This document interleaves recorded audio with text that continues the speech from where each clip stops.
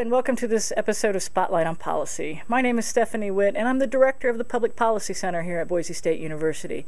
Today I'm joined by Dr. Gary Moncrief, professor of political science here at Boise State, to talk about what's on the ballot. Gary, what is on the ballot?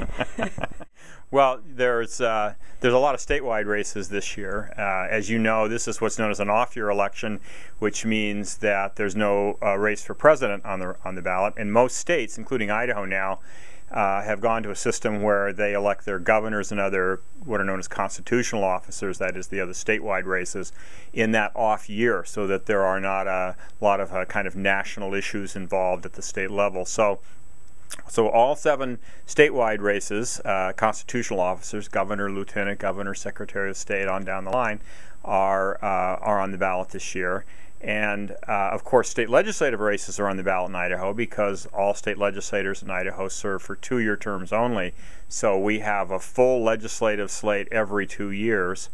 And there, of course, we have the 2 congressional seats and one of the U.S. Senate seats. So there's a lot of actual contests on the ballot. Well, let's say there are a lot of seats on the ballot. Some of them aren't really very contested at this point. And then we have 4 constitutional amendments, all dealing with borrowing, essentially. Well, except for the one with the University of Idaho tuition amendment, but they all deal with money in one way or another. So it's a pretty full slate. Are there particular races that you think are unusually exciting or something to watch for as we get closer? Well, I think gubernatorial races are always interesting and exciting, and I think the Democrats have a very solid candidate this year, of course, running against a very good long-term candidate in Butch Otter. But that's a race that's generating a fair amount of interest and certainly will pick up. As you've noticed, there's the campaign commercials are starting to hit the airwaves now, so that's going to do nothing but generate more interest, I think, as we get closer. And of course, the first congressional district race in Idaho is one that's considered to be somewhat competitive and has some implications nationally as well. So those are probably the 2 that are on most people's mind at this point, although there's certainly a lot of other races that are important. The superintendent of public instruction race, for one, and then all the legislative races as well. Do you expect any exciting legislative races? Well, I think there's some districts particularly in the Boise area, that have traditionally turned Democratic in the last few elections, that this year I think the Republicans are going to make a real run at. And so, I think some of those are going to be fairly competitive races. District 20, which is the kind of east side of Boise in particular, and maybe District 16, which is northwest Boise, are both districts that have, within the last few elections, basically turned Democratic, but still fairly competitive. And I think you're going to see some good races in a couple of those districts this year. There are some other nonpartisan races lower down on the ballot, the retention of judges and other magistrates. Do you have any comments about those? Well, the retention races are always difficult for people because most people aren't quite sure what that's about. You have these magistrate races, which is essentially the local judge race, and basically they're not running against another candidate. It's a very unique form of election in the United States known as the merit plan system, where judges are essentially appointed to a position. They serve for a period, a short period of time, usually a year or so, and then they have to run essentially on their record.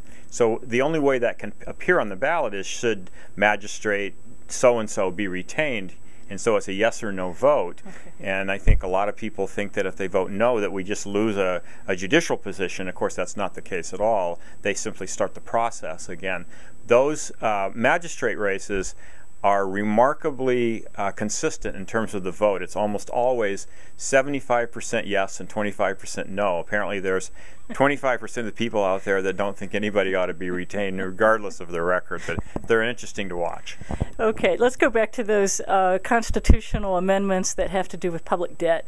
My understanding is this is the question of whether certain types of local governments, in this case hospitals, airports, and public utilities, right, should be able to borrow money without a vote of the people. Is that a correct summary?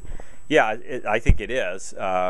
As close as I can get to them, I think that's true. The fourth one has to do with the University of Idaho charging tuition rather than fees.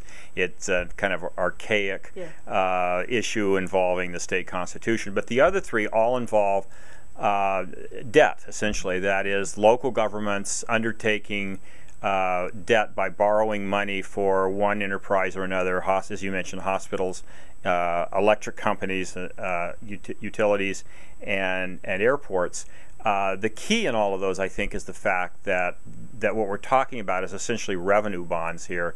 That is, borrowing debt against the revenue that's going to be generated by whatever they're pursuing, whatever they're building, etc. These are not general obligation bonds that have a direct effect on property owners. So it'll be interesting to see how that works out. Obviously, the local governments in this case and the public hospitals in this case are very much supporting these, and then there are some kind of taxpayer watchdog associations that are opposed to them. Okay, thanks, Gary. We hope that you'll all turn out to vote on Election Day. Thanks for joining us for this episode of Spotlight on Policy. My name is Stephanie Witt. Thanks for joining us.